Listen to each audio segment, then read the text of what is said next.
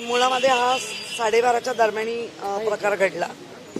याची माहिती घ्यायला थोडा वेळ आम्हालाही लागला, परंतु आमचे आमदार, आमचे इथले नगरसेवक, हे आमच्या सगळ्या नवीन नगरसेवक सगळे साईटवर आले.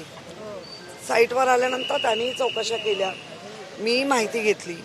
मेट्रो 4 लाईनचं काम चालू होतं, जे माझ्या माहितीप्रमाणे 15-16 वर्ष रखडलेलं काम होतं.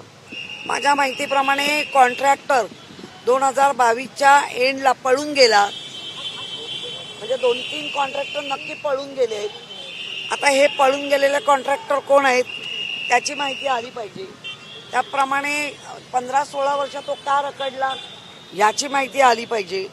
ज्या पद्धतीने जो ज्याला आपण मेट्रोला एकत्रित करण्याचा जो ब्रिज आहे आणि त्याच्यावर त्याला स्लॅब म्हणूया, पॅराफिट वॉल म्हणूया, काय जे असेल ते, कारण त्या टेक्निकली वर्ड मला माहिती नाही, पण हादसा घडला एवढा नक्की.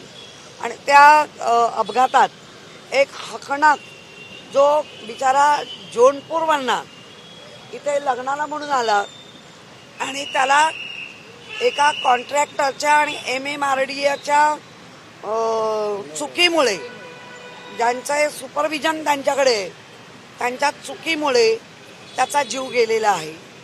प्रत्येक वेळेला समिती नेमतो, मग 5 लाख डिक्लेअर होतात, ते 5 लाख मिळतात का हेही कळत नाही. कधी समिती डिक्लेअर होते त्याचं नंतर काय होतं कोणी फॉलो देत नाहीत, घेत नाहीत. तर मला वाटतं अशा पद्धतीने जो निष्काळजीपणा MMRDAच्या अधिकाऱ्यांनी किंवा जो कोणी कॉन्ट्रॅक्टर आहे याच्यावरती मनुष्यवधाचा गुन्हा दाखल झाला पाहिजे, त्या अधिकाऱ्यांवर पण आणि त्या कॉन्ट्रॅक्टरवर पण. आणि त्या मनुष्यवधाचा गुन्हा दाखल करून जी व्यक्ती आता मृत्युमुखी पावली आहे तिच्या घराची पूर्ण, तिच्या कुटुंबाची, आणि 2 व्यक्ती अजूनही सिरियस आहेत, ह्या तिघांच्याही कुटुंबातली माहिती उद्याच्या उद्या या MMRDAने किंवा राज्य सरकारने डिक्लेअर करावी.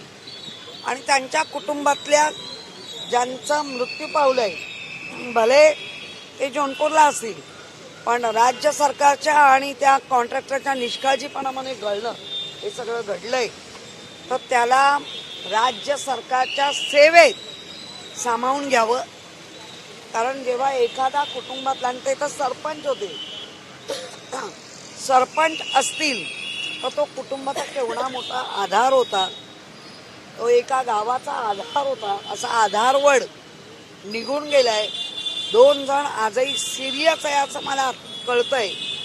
या तिघांचाही सरकार म्हणून, संवेदनशील सरकार आहे असं म्हणून चालणार नाही की संवेदनपणा कृतीतून दिसू दे. त्यांना तुमच्या राज्य सरकारच्या सेवेत सामावून घ्या. आणि मृत्यूची किंमत 5 लाख, आपण 2022 पासून जे ऐकतोय घोडेबाजार, तो जर खासदार आमदाराला एवढा मोठा घोडेबाजार असेल असं आम्ही ऐकतोय, त्या ऐकिवात बातमींवर. कारण एका आमदाराने स्टेजवरून सांगितलं होतं की बघा आम्हाला एवढ्याची ऑफर आली आणि आम्ही नाकारली आहे, आणि आम्हाला आता 100 करोडची जरी ऑफर आली तरी मी तयार होणार नाही. म्हणजे हा आकडा तिथपर्यंत पोहोचलाय. आणि जर करोडचे आकडे या घोडेबाजारात असतील तर लाखांनी मेलेल्या माणसाचं तुम्ही कसं काय करताय? त्यामुळे त्या माणसाला कायमस्वरूपी त्याच्या कुटुंबातल्या एका व्यक्तीला राज्य सरकारने सेवेत सामावून घ्यावं. आणि हा निष्काळजीपणा जो मेट्रोचा, बघा आम्ही कधीच, म्हणजे काही लोक आता ती जी काही कुठल्याही विकास कामांना आमचा ना नसतो, पण त्या विकास कामाबरोबर भकास जर कोणाचं जीवन होणार असेल तर पहिला विकास कसा आहे तो तर दाखवा. कारण आपण पावसाळ्यात पाहिलं मेट्रो वडाळा, तिथे पण अशीच बंद झाली, लोक खासावीत झाली, मरायची बाकी होती, लोकांनी काचा फोडल्या आणि बाहेर आले. याच्यावरनं अजूनही MMRDAचे अधिकारी किंवा ज्याच्यावर जे कोण मंत्री महोदय ते का नाही सिरियस होत आहेत या गोष्टीवर? MMRDAच्या अधिकाऱ्याला स्ट्रिक्टली या गोष्टीचं का नाही काम करायला सांगत आहेत. त्यामुळे मला वाटतं आमच्या पक्षाच्या वतीने म्हणा, मुंबईकर या नात्याने म्हणा, आम्ही ह्या गोष्टीचा निषेध करतो. तक्रारी या सगळ्या कामासंदर्भात करण्यात आल्या होत्या, मात्र त्याकडे दुर्लक्ष झालं की या घटनेची. मी तोच प्रश्न विचारला. ज्यांच्या अख्ख्या खातीरमध्ये हे डिपार्टमेंट येतं ते सगळे HOD, सगळे मंत्री महोदय, त्याच्यावर असलेले मंत्री का सिरियसली ही बाब घेत नाही. आणि ज्या पद्धतीने 2022च्या नंतर जो घोडेबाजार झाला तो एका आमदाराच्या तोंडून आम्ही ऐकला, म्हणून तो एक शब्द रूढ झाला, प्रचलित झाला. 50 खोके आणि तो रूढ झाला, प्रचलित झाला. तर ते आम्ही नाही म्हटलं होतं, ते त्यांच्या आमदारांनी भर स्टेजवर शिवसेनेत आहोत सांगून उद्धवजींबरोबर मी आहे एवढ्याची ऑफर आली, पण मी गेलो ना आणि दुसऱ्या दिवशी ते गेले. मी नाव नाही घेणार, तुम्हाला कळलं असेल. ह्याच्यावर ना आम्हाला कळलं केवढ्याचा घोडेबाजार झाला. का कोणीतरी विचारतात मोजायला आले का, मोजायला यायची गरज नाही. तुम्ही पैसा मारून नको ते काम केलंय. त्यामुळे या गोष्टीवर मंत्री महोदयांनी, मुख्यमंत्र्यांनी, उपमुख्यमंत्री जे त्यांच्या हप्त्या खातीरमध्ये डिपार्टमेंट येतंय असं कळतंय तर सिरियस का नाही होत.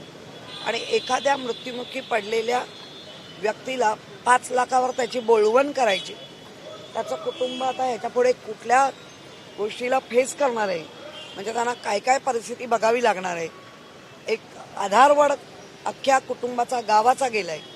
आणि ते जौनपूर, त्याच्यामध्ये आमचे सन्माननीय पंतप्रधान निवडणूक लढून जिंकून आलेले आहेत.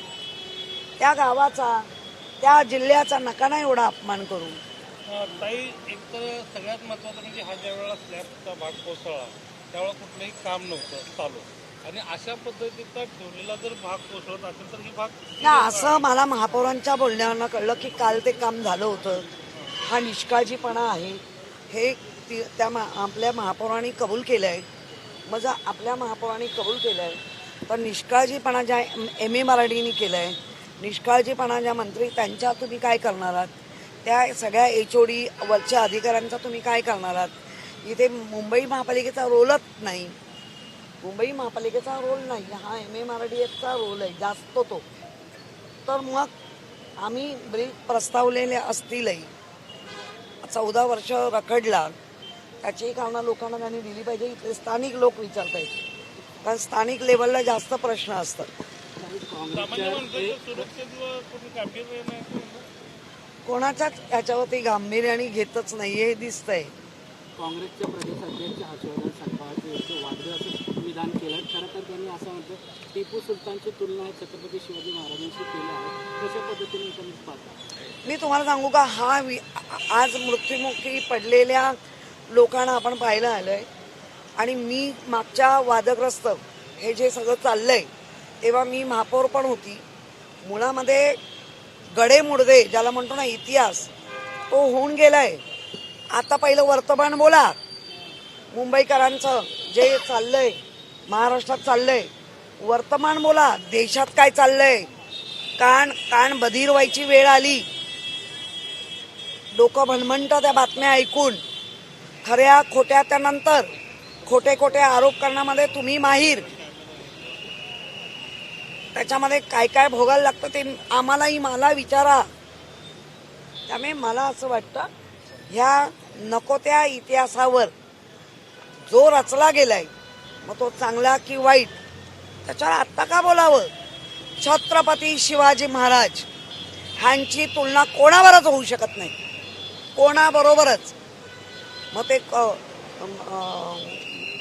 ज्याला म्हणतात ना, नाही ना, आपण त्यांचं नाव पण नको घेऊया, क्रूर कर्मा वगैरे जे काय तुम्ही इतिहास म्हटलंय ते आम्ही नाही, म्हणजे आम्ही वाचलंय.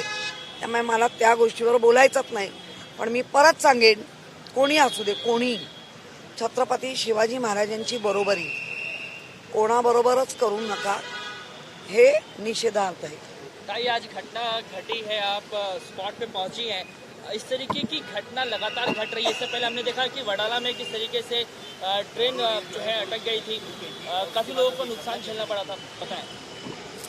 मैंने मराठी में वही कहा है कि जो हमारी माननीय महापौर है उन्होंने भी कहा है कि ये गलत है। ये जिसको हम कहते हैं कि ध्यान ही नहीं देने का, जान जाए चले जाए, हमें कुछ फर्क नहीं गिरता है। मुझे लगता है इसके ऊपर हमने तो निषेध तो व्यक्त किया है, लेकिन 2022 से लेके आज तक जो महाराष्ट्र में घोड़े बाजार हो रहा है और उनके ही एमएलए ने भर सभा में कहा था कि 50 करोड़ की ऑफर है, अभी 100 करोड़ की है, इसीलिए 50 करोड़ ये प्रचलित हुआ। किसी को पता नहीं था।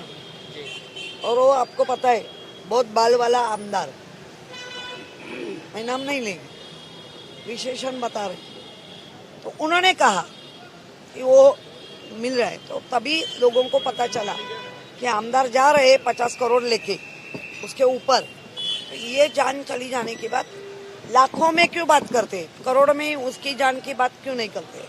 और वो जौनपुर का था, जौनपुर जिला, हमारे माननीय सम्मानीय पंतप्रधान वही बनारस और जौनपुर के बीच के इलाके से चुन के आए हैं।